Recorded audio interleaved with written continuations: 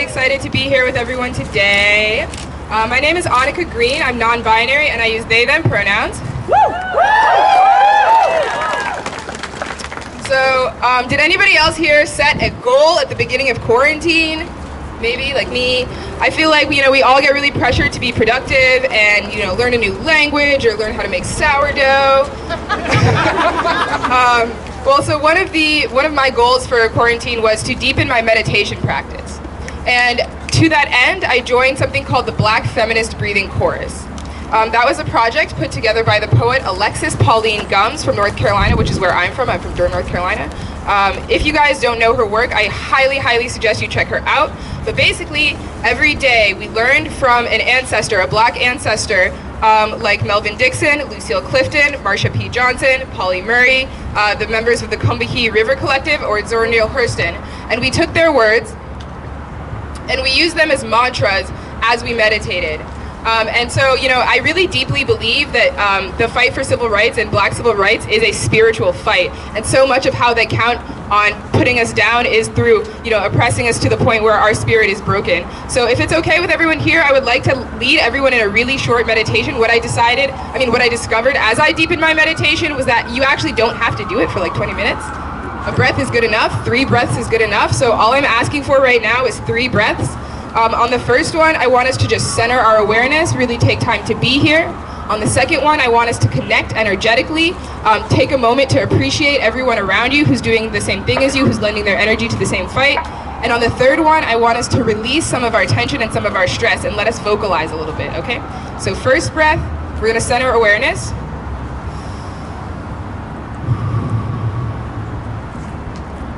Second breath, connect to the people around you as you breathe.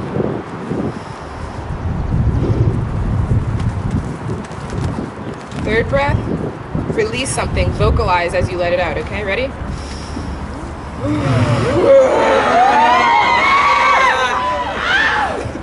Okay, thank you guys for participating with me, and I hope that everyone got a little bit of something from that. So the Feminist Breathing Chorus manifesto that I thought I wanted to center on today was Octavia Butler's. Has anyone here read Parable of the Sower? Did anyone expect it to be that realistic? For those who don't know, Parable of the Sower is set in the year 2024. America has fallen apart. Our government has failed us.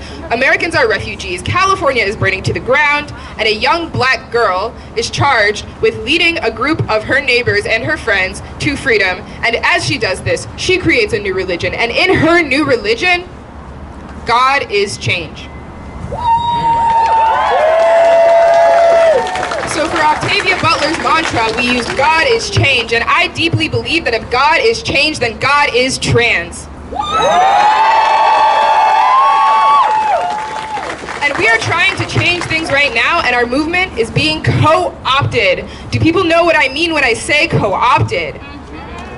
So when we say co-opted, we mean taking a symbol or a phrase from one movement and misapplying the original intentions and using it for another movement. So when we originally saw my body, my choice for abortion rights, now we're seeing my body, my choice as a justification to not wear masks.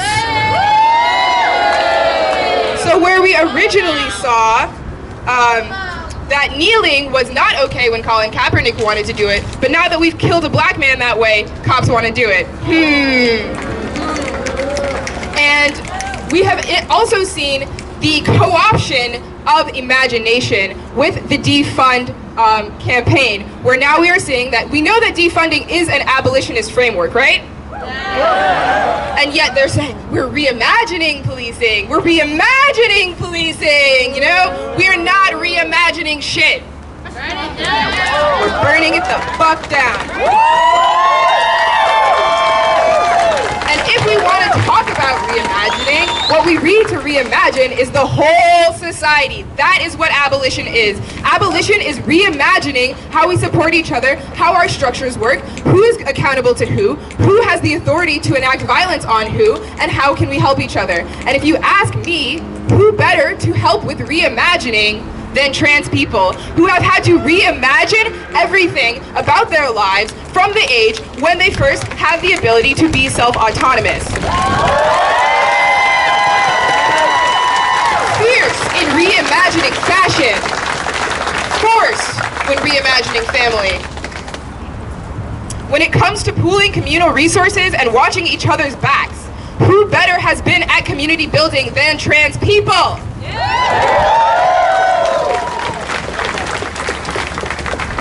I think that there is an analogy between this moment in our history and a trans identity that is deep. As an international relations major, I had to learn what a country even is.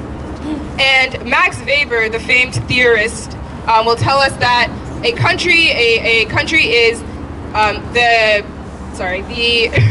the entity that has the monopoly to use force within a given territory. The entity that has the authority to use the monopoly of violence within a given territory. So when you have a civil war and then there's two groups fighting for power, it's the one that ends up with the most authority to use violence without question that ends up being the ruling government. That means that you can use force to make people acknowledge their authority, and they can use violence to enforce laws, and no other group can challenge them. The police are the agents of violence in this country, and that is why folks are so afraid of defunding and abolition. It is an existential threat to white supremacy. And I think we have to say that's too bad, because my skin is an existential threat to me right now. And just as maintaining the nation state requires constant violent policing, you know what else you have to police? Gender. We are fined for not conforming. We are cited for wearing skirts or for our choice not to. We are indicted for making personal choices in this so-called free country. And when so many are left with few options, they choose sex work, and that is criminalized too.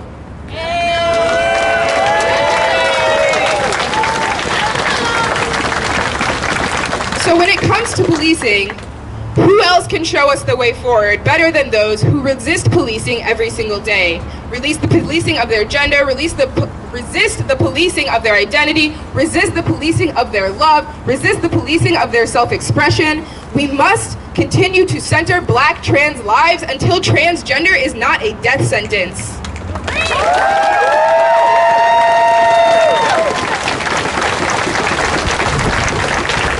I want to thank you guys for your time today, and while I have this platform, the only other thing that I want to contribute to conversation is that I think as we grow and expand to include trans as a more quote-unquote acceptable identity, we have to also understand that gender changes across your lifetime. It is okay to be a girl for a year or two and go back, okay? People do not fail when they detransition. When we stigmatize detransition, we make it unsafe for people to explore their gender. The Q is also for questioning, okay? So I really want to see that as we continue having conversations within our own community, as a queer community, that we are not condemning or belittling people who are questioning, people who need to go one way and then go another, people who aren't comfortable or are confused or who look like a she and want to be a he. Like, all of it is okay. Like, that's the point. So I just really think that as more people are coming into the conversation, as more people are exploring trans identity and then maybe returning to the gender that they were assigned at birth, that we need to make space for all of these variations of trans experience, because that is what makes the rainbow. That is what weaves our tapestry. And at the end of the day, Black trans lives matter, and I really want to thank you guys for coming out and listening to what I had to say.